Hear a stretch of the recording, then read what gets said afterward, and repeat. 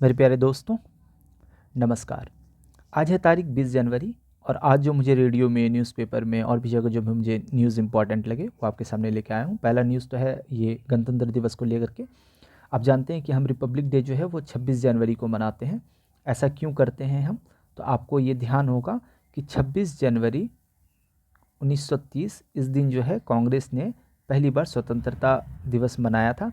तो इसी उपलक्ष्य में हम जो है हमारा संविधान जो है वो 26 जनवरी 1950 को पूर्ण रूपेण लागू हुआ। ये पूर्ण रूपेण लागू हुआ तो इस दिन से हम गणतंत्र दिवस मनाते हैं। तो गणतंत्र दिवस में बेसिकली क्या होता है ना कि दिल्ली में परेड वगैरह का आयोजन होता है। आप अगर दिल्ली में हैं तो आप गए होंगे देखने के लिए। तो अभी जो है 75वीं गणतंत्र दिवस हम मना रहे हैं। और इस बार जो हमारे मुख्य अतिथि हैं वो इमैनुअल मैक्रों हैं। ये क्या है? फ्रांस के राष्ट्रपति। इसके अलावा जो अगला न्यूज़ मुझे मिला वो रामायण मेला को लेकर के मिला। ये रामायण मेला का आयोजन जो है 18 से 21 जनवरी तक हो रहा है। ये कहाँ? तो दिल्ली में है पुराना किला, वहाँ पर हो रहा है। और ये जो मेला है ये 7वां संस्करण है। जनरली इसी समय पर होता है ये हर साल, और प्लेस भी यही रहता है।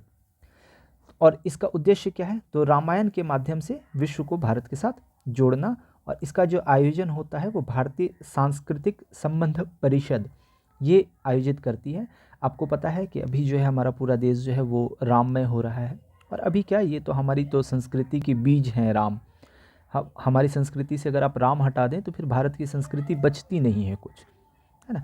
आप देखेंगे आज एक आर्टिकल आया है दैनिक जागरण में, उसमें भी अभी हम लोग चर्चा करेंगे उस पर। उसमें भी आप देखेंगे कि उस आर्टिकल के माध्यम से बताया गया है कि हमारे संविधान पर ना राम का क्या प्रभाव दिखने के लिए मिलता है। तो राम ना ये छोटी मोटे टॉपिक नहीं है, ये महासागर हैं। आप इनको ना हर एक तरह से जोड़ सकते हैं। तो हम लोग उस पर चर्चा करेंगे। अगला जो न्यूज़ है वो कोचिंग संस्थाओं को लेकर के एक विनियम जारी हुआ है 2024 का, इसको लेकर के है। कारण यह है कि आप देख रहे हैं कि जो 16 वर्ष से कम आयु के बच्चे होते हैं जो 11th-12th में पढ़ते हैं, इसमें आत्महत्या की टेंडेंसी काफ़ी ज़्यादा हो रही है। तो इसके लिए कुछ नियम बनाए गए हैं, सरकार ने नियम लाए हैं। उसमें से जो बहुत ही इंपॉर्टेंट बात है वो मैं आपको बता देता हूँ। एक तो सबसे पहली बात यह है कि कोई भी कोचिंग सेंटर है वो 16 वर्ष से कम उम्र के विद्यार्थियों का नामांकन नहीं करेंगे। तो पहली तो ये बात है। दूसरा क्या है, ये जो कोचिंग सेंटर होते हैं इनके जो ट्यूटर्स हैं, है ना, वो जो भी नियुक्त करेंगे उनको कम से कम ग्रेजुएट होने चाहिए।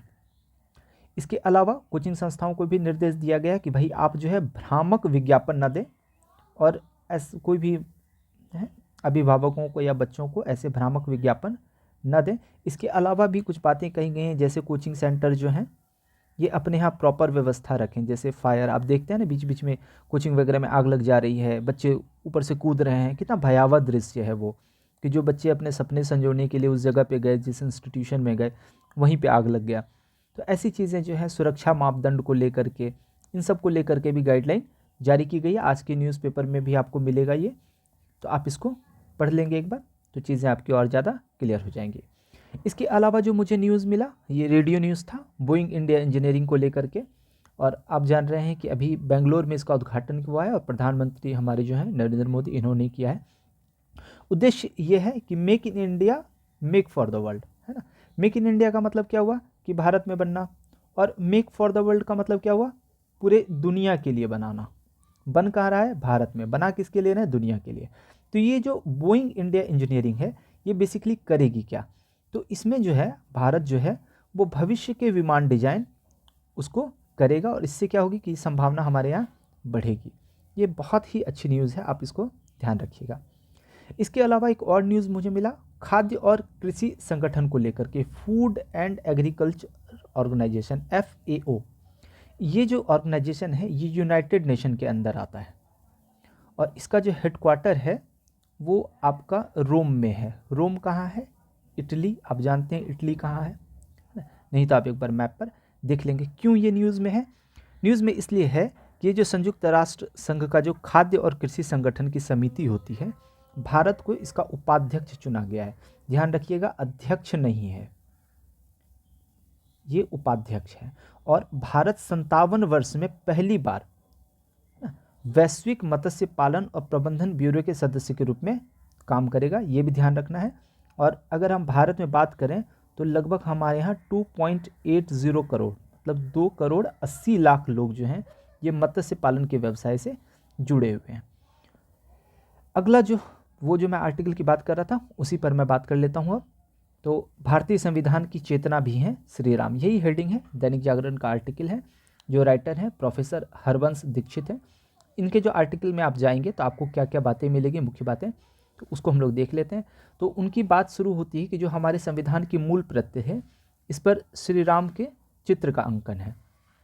तो और ये जो अंकन है ये सिर्फ प्रतीकात्मक नहीं है बल्कि वाकई में भारतीय संविधान की चेतना है राम। कैसे? तो आप देखिए कि हमारे संविधान में मौलिक अधिकारों की चर्चा की गई है ना। तो मौलिक अधिकार बेसिकली क्या करता है, ये राम राज्य की परिकल्पना को और सुदृढ़ करता है।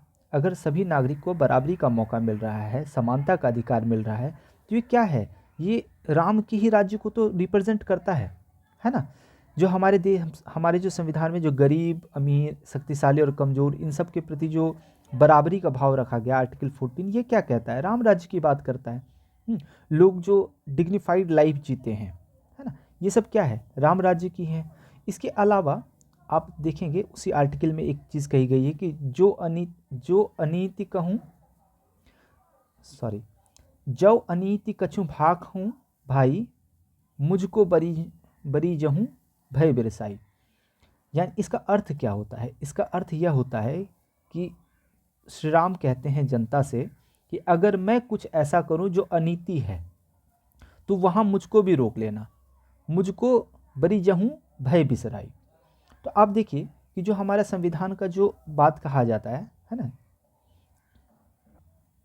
संविधान में क्या कहा गया है, हमारी अभिव्यक्ति की आज़ादी है ना, हम सरकार की आलोचना कर सकते हैं। तो ये भी तो राम राज्य की ही कल्पना है। और अगर इतना ही नहीं, हम देखें ना कि 5 वर्ष पे जब भी चुनाव होता है तो चुनाव के माध्यम से जो हम सरकार बदलते हैं ये क्या है, ये भी तो वही है।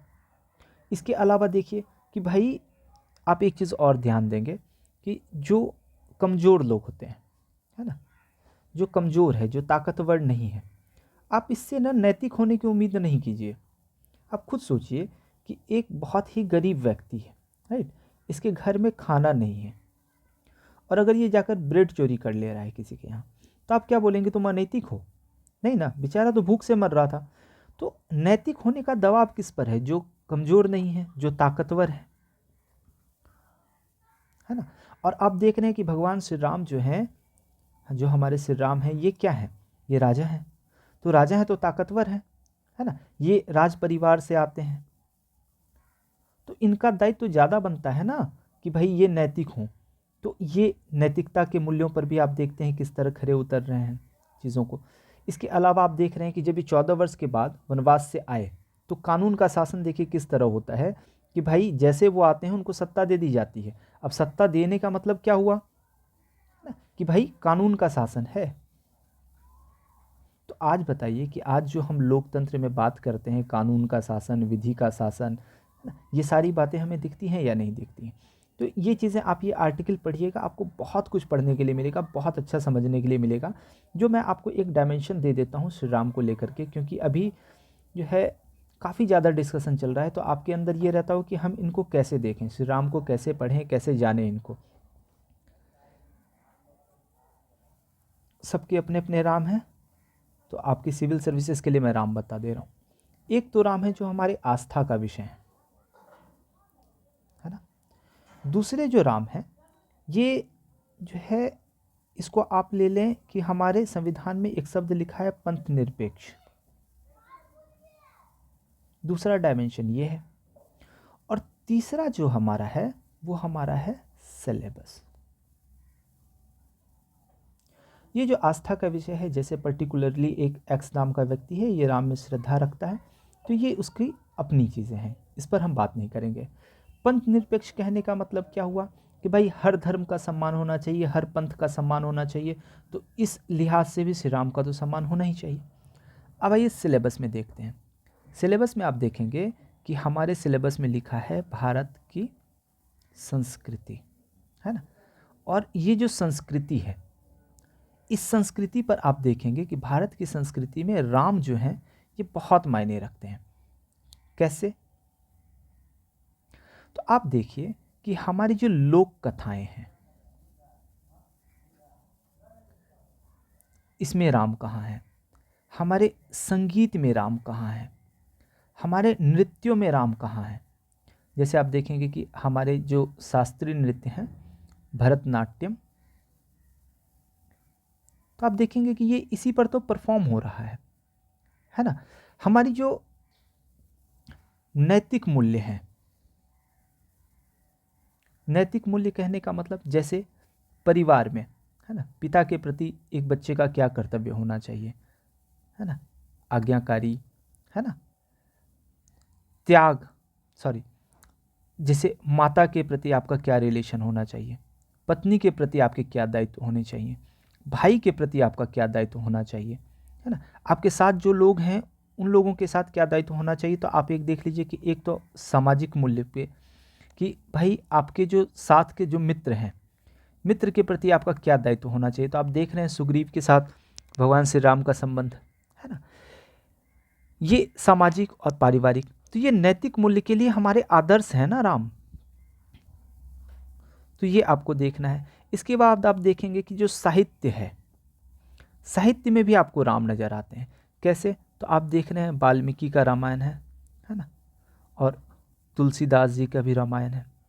इसके अलावा इधर रिसेंटली एक क्वेश्चन पूछा गया यूपीएससी में भवभूति के बारे में, है ना, तो वो भी है।